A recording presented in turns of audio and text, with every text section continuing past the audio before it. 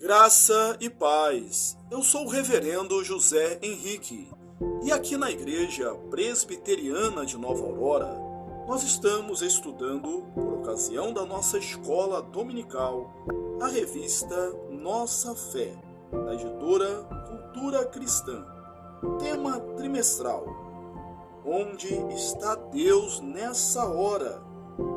Nosso sofrimento e a providência divina. Lição número 5. Deus está conosco. O sofrimento não é ausência de Deus. Texto básico: 1 de Pedro, capítulo 1, do versículo 1 ao 9. Pedro, apóstolo de Jesus Cristo, aos eleitos que são forasteiros da dispersão do Ponto, Galácia, Capadócia, Ásia e Bitínia, eleitos segundo a presciência de Deus Pai, em santificação do Espírito, para a obediência e a aspersão do sangue de Jesus Cristo. Graça e paz vos sejam multiplicadas. Bendito Deus e Pai de nosso Senhor Jesus Cristo, que segundo a sua muita misericórdia nos regenerou para uma viva esperança, mediante a ressurreição de Jesus Cristo dentre os mortos, para uma herança incorruptível, sem mácula, imarcessível, reservada nos céus para vós outros, que sois guardados pelo poder de Deus, mediante a fé, para a salvação preparada para revelar-se no último tempo.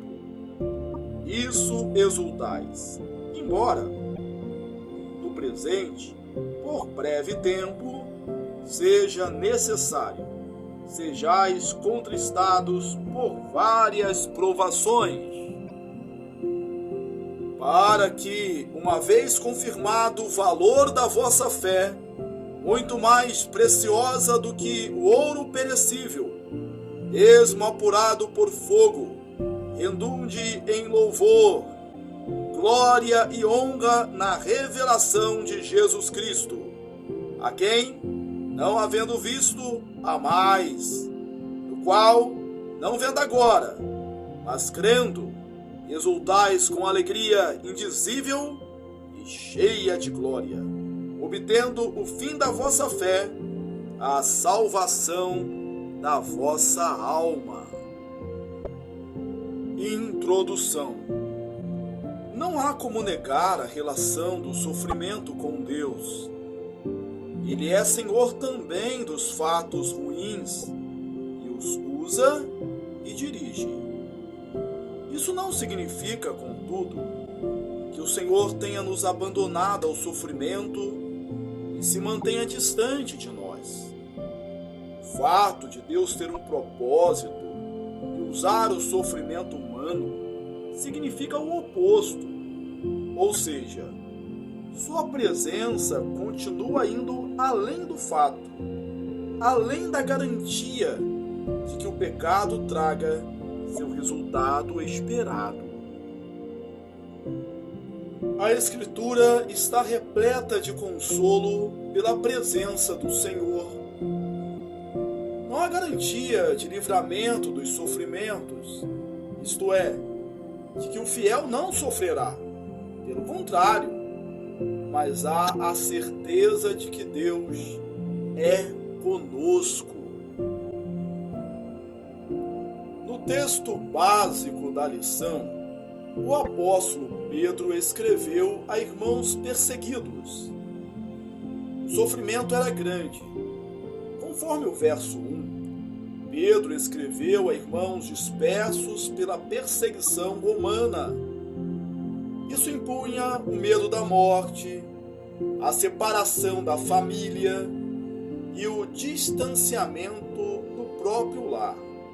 Enfim, aqueles irmãos estavam em profundo sofrimento. O apóstolo Pedro não escreveu para dar uma receita de como acabar com o sofrimento. O apóstolo falou àqueles irmãos sobre a esperança em nossa herança eterna, mostrando como essa promessa muda nossa perspectiva de todo o sofrimento. Garantia da herança deveria fazer com que os perseguidos não só enfrentassem o sofrimento, mas também que exultassem e pudessem, vivendo pela fé, experimentar uma alegria indizível e cheia de glória, ao se obter o fruto da fé, que é a salvação da alma. A presença de Deus na vida de nossos irmãos deveria mudar a forma como olhavam tudo pelo que passavam. Vejamos de perto as verdades que Pedro entregou àqueles irmãos para consolá-los. Tópico 1. Deus nos acompanha. A fuga dos cristãos da perseguição do Império Romano levou o cristianismo para regiões mais distantes do Império. Isso preocupou o apóstolo Pedro, que escreveu a fim de auxiliar os nossos irmãos a terem um comportamento digno do Evangelho e não suscitarem mais perseguição por andarem de forma indevida. Para tanto, o apóstolo inicia sua carta ressaltando a presença das três pessoas da Trindade em nossa vida. Ele aborda a eleição, a ação de Deus Pai, a santificação, operada pelo Espírito Santo, e a justificação, realizada por Cristo. Essas questões não foram mencionadas por simples afirmação teológica ou registro doutrinário. Pedro estava associando a dispersão com a obra da Trindade. Cristãos fugidos de seus lares não estavam desacompanhados. Pelo contrário, eles estavam fugindo, levando consigo a presença da obra e da habitação de Deus neles mesmos. Repare que Pedro não afirmou que Deus o estava livrando, impedindo a dor, mas acompanhando-os. O império poderia retirá-los de suas casas, mas não poderia retirar Deus deles. Por onde fosse, levariam consigo a sua fé. A promessa de Jesus a seus discípulos foi de sua presença. Quando ordenou aos discípulos que pregassem o Evangelho, Cristo disse que sempre estaria com eles. Mateus 28, 20. Isaías, ao profetizar a vinda do Messias, chamou-o Emanuel. Isso é, Deus conosco. Isaías 7,14. Pedro estava mostrando o modo como o Senhor estava presente na vida deles e como isso deveria afetar o convívio daqueles irmãos, na qualidade de forasteiros, nas terras para as quais fugiram da perseguição romana. Por essa razão, eles não deveriam se concentrar nas lutas, fugas e sofrimentos, mas na herança que carregavam dentro de si. O que tinham de mais importante estava inacessível aos inimigos do Evangelho e podia fazê-los olhar de outro modo para tudo pelo que passavam. A esperança, alimentada pelas promessas, é confirmada pela presença de Deus em seu Espírito. Paulo ensina em Efésios 1, 13 a 14 que o Espírito Santo é penhor, ou seja, a garantia dada pelo Senhor de que seu plano eterno se cumprirá. Enquanto isso, Deus habita em nós, na pessoa do Espírito Santo. 1 Coríntios 6, 12 a 20. Operando para que possamos desfrutar dos benefícios da obra de Cristo. Romanos 8, 1 a 16. Não há sofrimento, perseguição ou ação que possa mudar essa realidade. Nunca estamos sozinhos. E a julgar pelo que Cristo afirmou, nunca seremos deixados de lado. A vontade de quem me enviou é esta: que nenhum eu perca de todos os que me deu. Pelo contrário, eu o ressuscitarei no último dia. De fato, a vontade de meu Pai é que todo homem que vir o Filho, ele crer, tenha a vida eterna. Eu o ressuscitarei no último dia. João 6, 39 e 40. Tópico 2. Deus cuida de nós. Um segundo incentivo que vemos na passagem de Pedro é que o Senhor cuida de nós. Após mencionar a dispersão de irmãos acompanhados pelo Espírito, o apóstolo bendiz a Deus por nossa herança em Cristo. As características dessa herança, presentes no texto 1, versículo 3, nos remetem à sua sublimidade. Jesus nos tornou participantes de algo que está seguro, bem guardado nos céus, fora do alcance de todos e além de qualquer possibilidade de alteração pelo tempo e circunstâncias. Desse ponto, Pedro nos diz que somos guardados pelo poder de Deus, mediante a fé, para a salvação preparada para revelar-se no último tempo. 1 Pedro 1, 5. Somos guardados para uma herança, guardada para nós lá. Aguardamos o último tempo para a revelação da salvação. Nossa herança é a salvação e nós somos a herança de Cristo. Efésios 1, 14 a 18. Somos seu povo, sua noiva, com quem ele habitará eternamente. Apocalipse 21. Não só o Senhor nos ama, como também nos deu o seu Filho. João 6, 37. O interesse em nossa salvação é mútuo. Somos a raça eleita, sacerdócio real, nação santa, povo de propriedade exclusiva de Deus. 1 Pedro 2, 9. Ao mesmo tempo, somos seu povo, que não tinha misericórdia, mas agora tem. Versículo 10.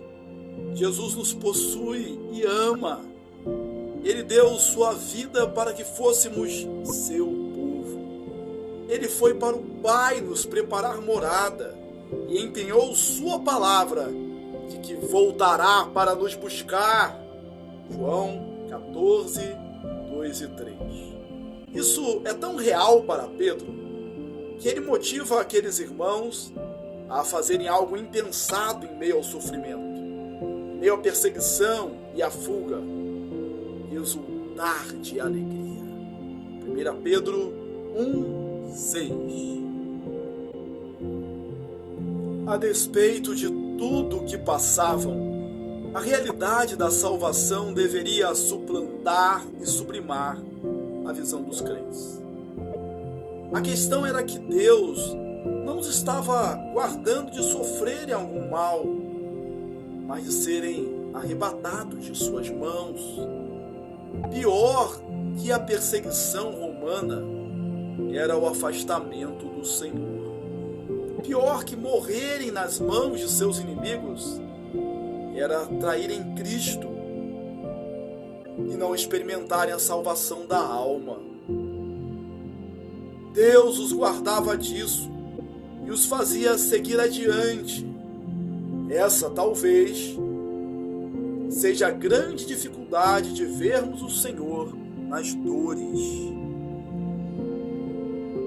Em regra, o sofrimento nos torna míopes. Agimos como se tudo em nossa vida estivesse ligado ao sofrimento. Gastamos tempo, dinheiro e nossa mente em um modo de acabarmos com nossas dores, o que é compreensível, sem percebermos que o sofrimento se tornou um ídolo. Focando em nossa herança, temos nossa visão de vida elevada. Os problemas mais bem definidos e preocupações corretamente focadas. Percebemos que o principal é que sejamos fiéis ao Senhor. Tópico 3. Deus nos basta. Entender que o principal é manter fidelidade nos eleva à última questão desta aula. Deus nos basta. A sublimação dos problemas, longe de significar ignorá-los, significa deixar os olhos naquilo que dá sentido à nossa existência, à nossa caminhada e à nossa dedicação. A salvação da nossa alma, algo que imperador nenhum poderia tocar, apura-se com o fogo das perseguições. À medida em que somos perseguidos e nos mantemos fiéis, somos tomados de uma alegria indizível, segundo o texto. Nossa mente toma outra dimensão da realidade e percebemos o sentido do que disse Paulo. Pensai nas coisas lá do alto, não nas que são aqui da terra, porque morreste e a vossa vida está oculta juntamente com Cristo em Deus. Colossenses 3, 2 e 3. O que está por trás do que disseram os apóstolos Pedro e Paulo é a ideia de que Deus é a nossa vida. Os apóstolos se dedicaram até a morte. Pregaram apesar das perseguições e em detrimento da satisfação pessoal. Bastava saber que o Senhor prometeu sua companhia, conquistou o poder sobre toda a terra e lhes enxugaria as lágrimas. Apocalipse 7. A fidelidade de nossa fé, a salvação de nossa alma, a vida eterna, é a comunhão eterna com o Senhor. Isso é algo tão precioso que é melhor que ouro depurado pelo fogo, que não dá satisfação plena. Pedro nos diz que a fé confirmada em seu valor redunda em louvor, glória e honra na revelação de Jesus Cristo. 1 Pedro 1,7. Somos a herança de Jesus, seu povo comprado por sangue. Além disso, também somos sua glória, povo redimido, refeito, glorificado. Ao constatarmos que a razão de nossa existência é o Criador, percebemos o quanto Ele nos basta. Ao vermos que somos o povo dado ao Filho pelo Pai, entendemos que permanecer nele é o suficiente. De fato, como Paulo argumentou aos atenienses, nele vivemos e nos movemos e existimos. Atos 17, 28. O significado de Cristo e sua obra em nós é tão grande que Jesus afirmou: sem mim, nada podeis fazer. João 15, 5. A companhia de Deus não é, portanto, uma questão presencial, espacial ou ideal, mas é existencial. O sofrimento não mostra afastamento do Senhor, mas enseja a sua glória.